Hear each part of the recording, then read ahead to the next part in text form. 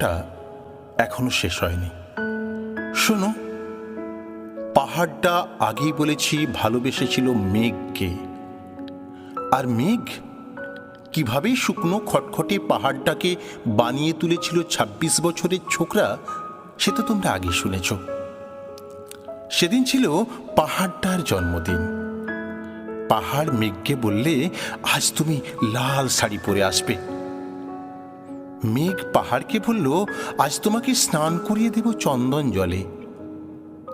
ভালোবাসলে নারীরা হয়ে যায় নরম নদী, আর পুরুষেরা জ্বলন্ত কাঠ। সেইভাবেই মেঘ ছিল পাহাড়ের আলিঙ্গনের আগুনে, আর পাহাড় ছিল মেঘের ঢেউ জলে। হঠাৎ আকাশ জুড়ে বেজে উঠল মেঘের জগঝম্প। ঝাঁকড়া চুল উড়িয়ে ছিনতাইয়ের ভঙ্গিতে ছুটে এলো একরা সাওয়া। মেঘের আঁচলে টাল মেরে বলল, ওর ছড়ি, তোর বিয়ে। এখনো শেষ হয়নি গল্পটা।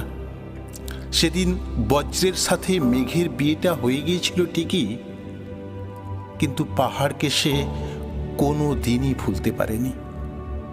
বিশ্বাস না হয় তো চিরে দেখতে পারো পাহাড়টার হাড় পাঁজর, ভিতরে থই থই করছে